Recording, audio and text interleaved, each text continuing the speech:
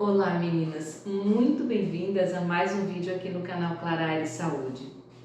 Os acontecimentos da nossa vida diária, nossos traumas, alegrias, os nossos temores, as esperanças no futuro, todos esses acontecimentos são passados diretamente à alma, que tece os seus comentários nos nossos sonhos noturnos.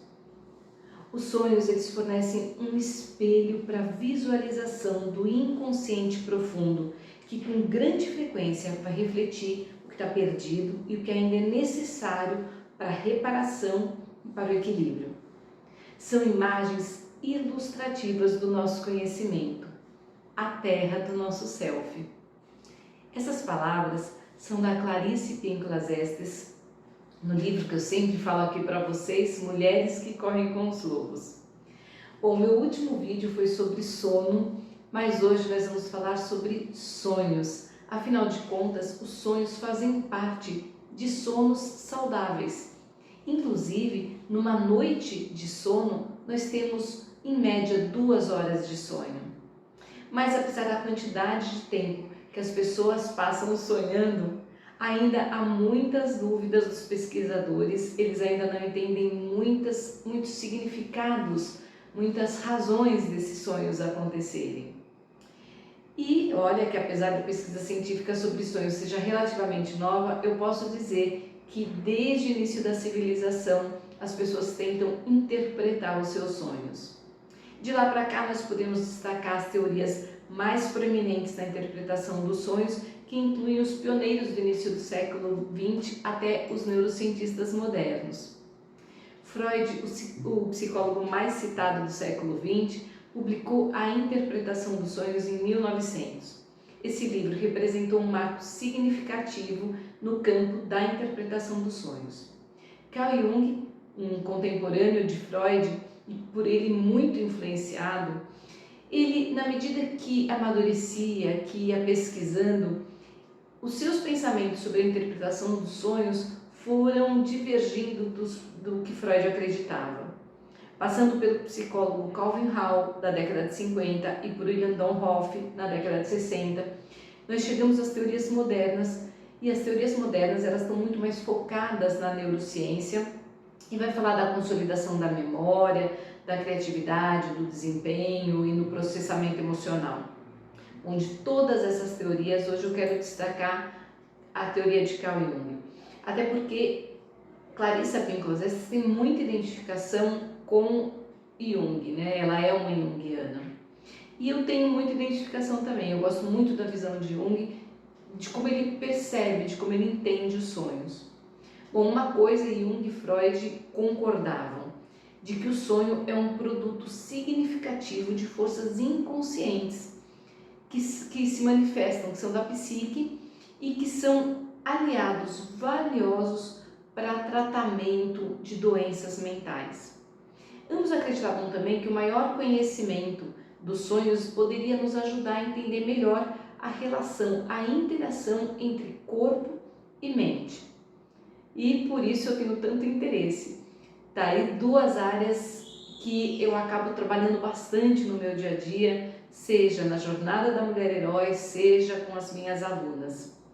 Bom, a diferença mais fundamental entre Jung e Freud é que para Freud leva para trás, para ele os sonhos eram fontes causais que associavam particularmente ao desejo sexual reprimido.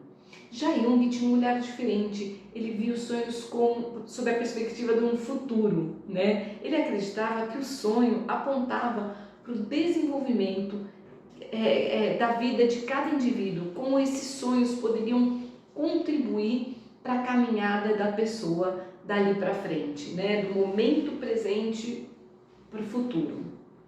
O Jung vai falar tanto da função compensatória dos sonhos, a função prospectiva. Eu não vou entrar aqui nesses conceitos, nem é meu papel aqui isso, né? Mas eu não vou entrar muito nesses conceitos, mas eu vou pegar o foco de como era a percepção de Jung com relação aos sonhos. Então, de uma forma bem simples, para a gente entender aqui, a gente pode perceber os sonhos como um mecanismo da psique para manter um equilíbrio saudável e dinâmico entre a consciência e o inconsciente. Então, os sonhos eles vão nos ajudar a seguir um caminho por uma maior integração, por uma maior totalidade psicológica. Eles são uma ponte entre a mente consciente e a mente inconsciente.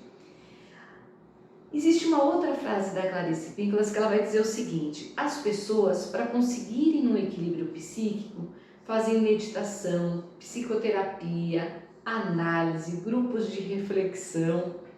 E é para isso que os seres humanos analisam seus sonhos e criam a arte também, para conseguir esse equilíbrio psíquico.